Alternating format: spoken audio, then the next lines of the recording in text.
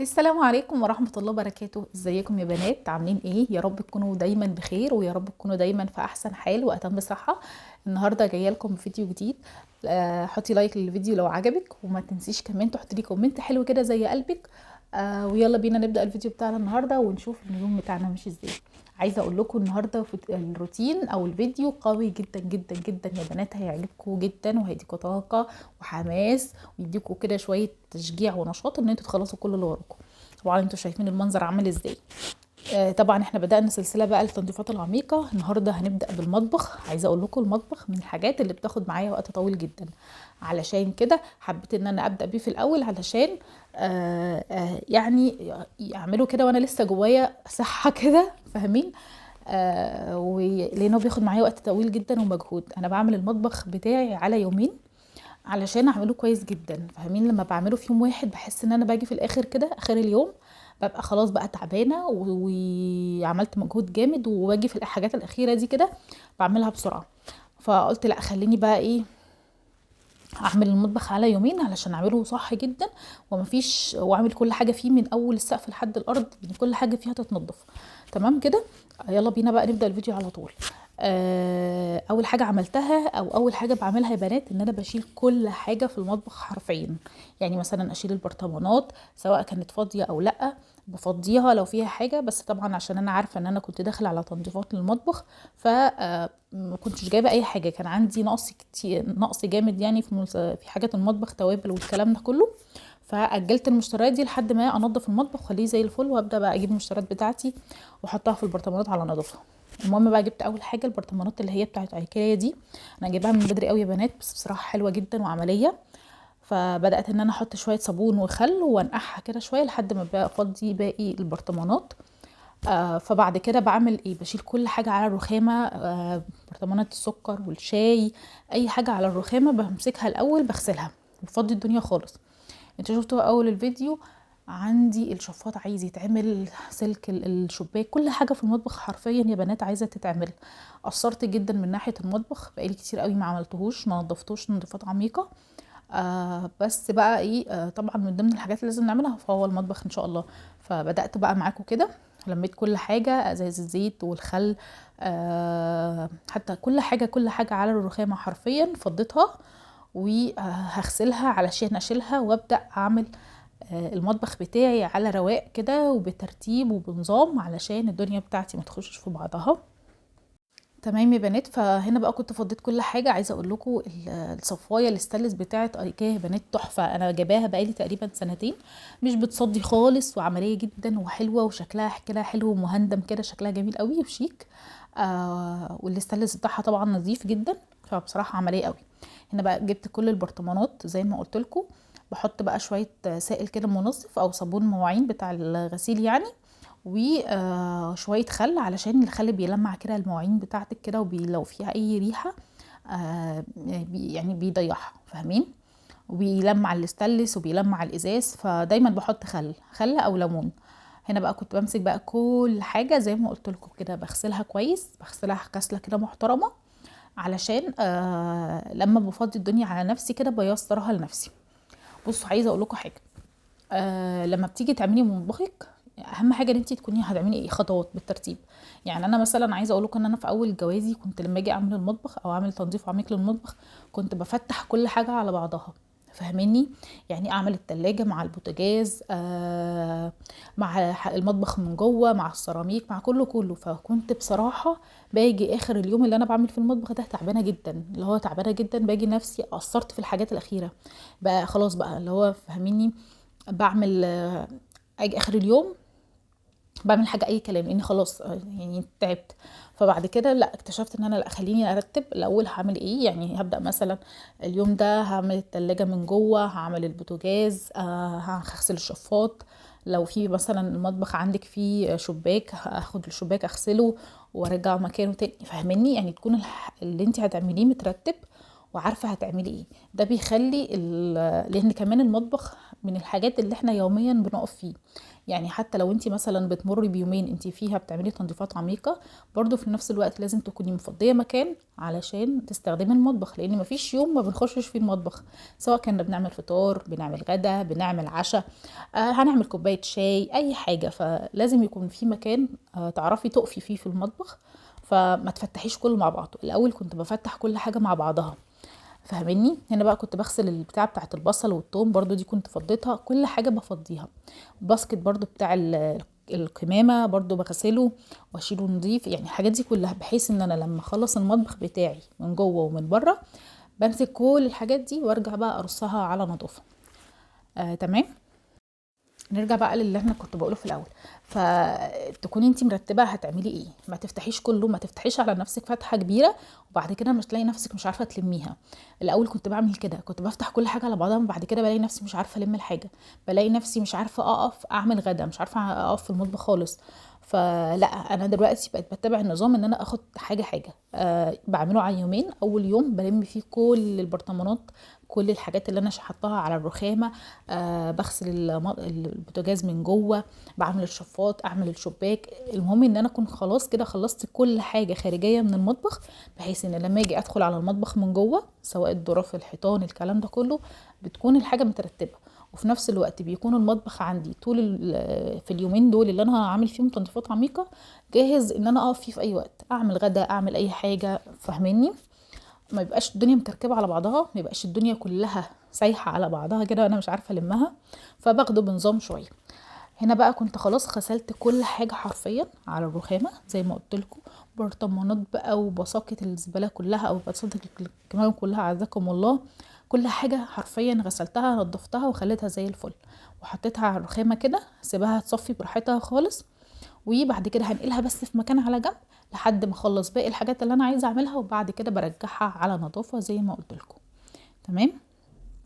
الخطوه اللي بعد كده اللي عملتها ايه، ان انا دخلت على البوتاجاز. طبعا انسوا خالص الشكل ده عشان انا بقالي كتير ما عملتش البوتاجاز بصراحه. انا مش هطلع اقول لكم لا ده انا على طول ايدي فيه، انا فعلا بصراحه يا بنات بقالي كتير قوي، وخصوصا الفتره اللي فاتت انا كنت بشوي بطاطا كتير قوي قوي. فشوي البطاطا انتوا عارفين بيبهدل الدنيا وبيبهدل البوتاجاز والفرن والكلام ده كله. ف علشان انا عارفه ان انا داخله على فتره فيها تنظيف وكده، فكنت بكسل بقى، فاهميني؟ فعادي يعني بيحصل، ومش لازم تبقى الشقه على طول 24 ساعه في ال 24 ساعه بتلمع. احنا عندنا اطفال وعندنا دراسه، ويعني بص يا بنات، يعني مش لازم تكون الحاجه على طول مهندمه 24 ساعه في ال 24 ساعه. البيت فيه اطفال وفي روح وفي زحمه كده، فلازم يبقى فيه، انتوا فاهميني؟ كده كده شغل البيت ما بيخلص. فانا بصراحه مش مكسوفه من المنظر يعني، لان المنظر ده نتيجه استخدام بقى، وبنعمل اكلات وبنعمل نشوي بطاطا يعني المهم خلينا بقى نكمل.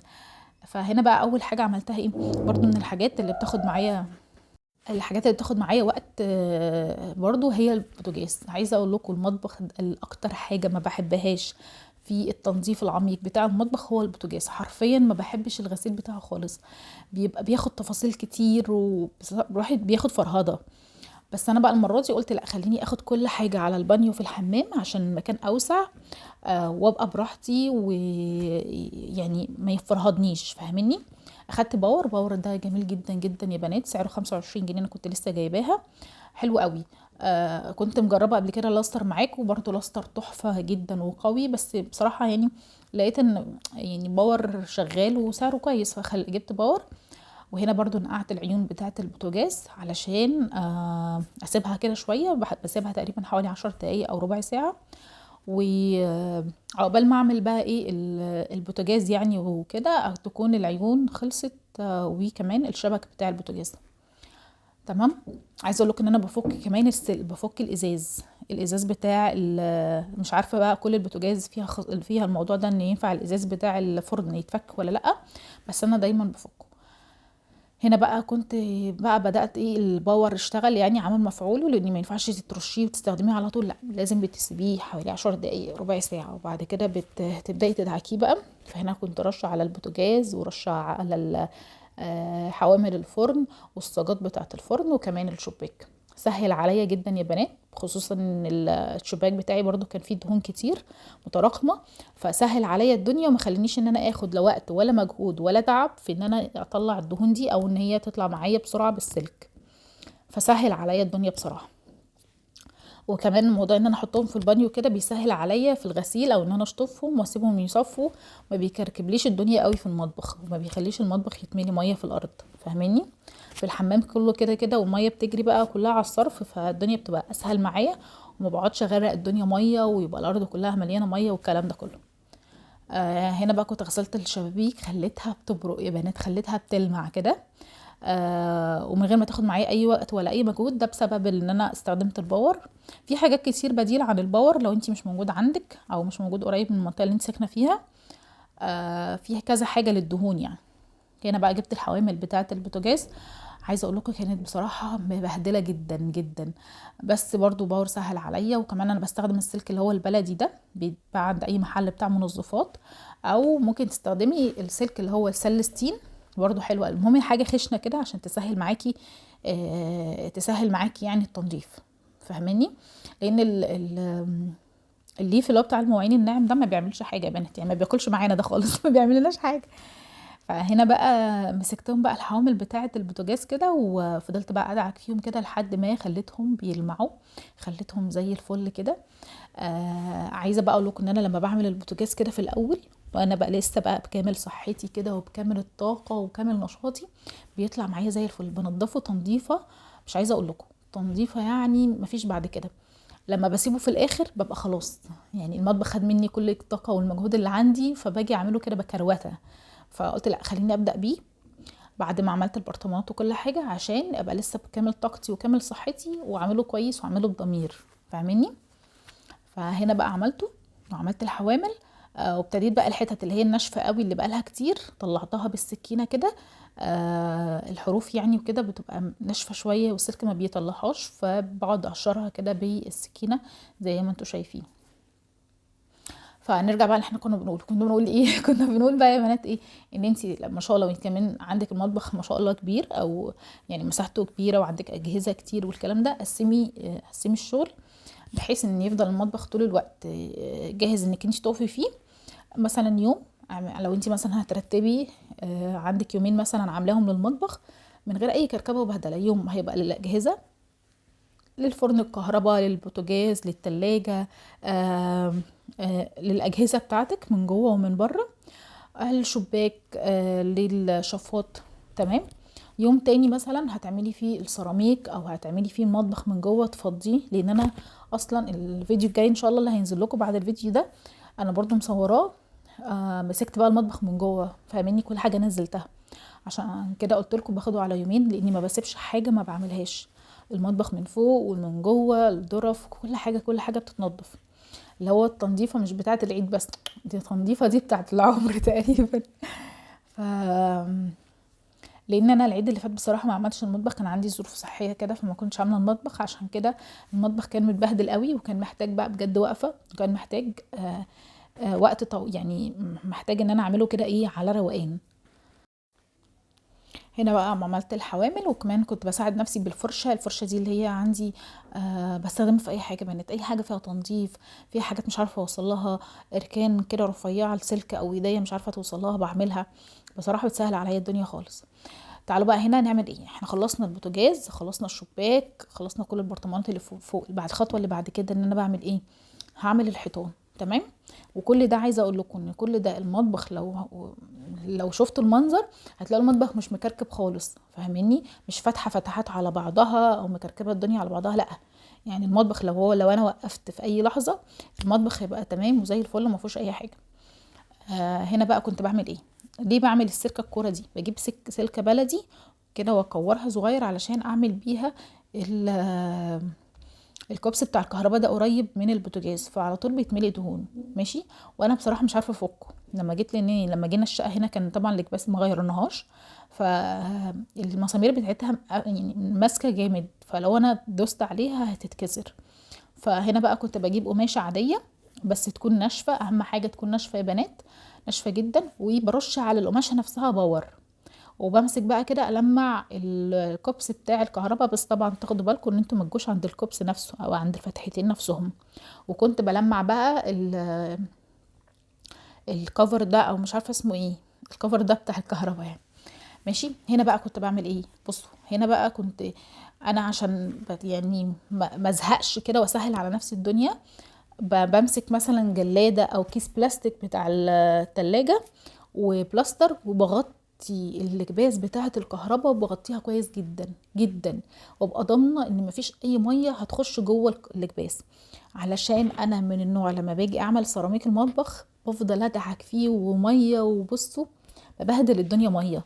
ف وانا عندي هنا الاكباس في قريبة جدا من البوتاجاز، وعندي الناحيه اللي عند البوتاجاز كلها دهون، فعايزه تتغسل كويس قوي، مش هينفع تتلمع بقماشه، لا عايزه تتصبن كويس، فاهمني؟ فما كانش ينفع خالص ان انا ما ادلقش ميه، ما كانش ينفع خالص ان انا اعملها بقماشه وخلاص، ما كانتش هتنضف. فقلت لا، خليني ان انا اقفل كويس او بالبلاستر كده حوالين الاكباس، علشان لما اجي ادلق ميه او اجي استخدم الصابون وانضف مفيش ميه تخش جوه الاكباس والكلام ده كله. فهنا بقى برضو سهلت على نفسي ورشيت باور على الحيطة. الباور يا جماعة لأي حاجة فيها دهون، سواء حيطة، ألومنتان، ستانلستين، بصراحة ما بيأذيش أي حاجة وما بيبوظش أي حاجة. حتى بستخدمه برضو للمطبخ، الألومنتان نفسه للظرف اللي قريبة من البوتاجاز عشان الدهون برضو ما بيأذيش أي حاجة وما بيغيرش لونها. فهنا بقى عشان أسهل على نفسي، هو كمان خصوصا الحتت اللي أنا مش بعرف أوصل لها أو إيدي ما بتعرفش طولها قوي، بعيدة عليا، فبرش باور كده واسيبه 10 دقايق، بيخلي الدهون تقع لوحدها. يعني مجرد ما بتمسكي السلكة بس كده على الماشي بتلاقي نفسك الدهون كلها بتنزل وبتلمع وبيبقى زي الفل، وما بيحتاجش منك بقى فرهدة ودعك كتير والكلام ده كله. فبصراحة الباور ده يعني عموما اي حاجة بتاعت الدهون اختراع، اختراع بيسهل عليكي دعك كتير وانك تفضلي تدعكي وايدك يعني بص بيسهل عليكي الدنيا.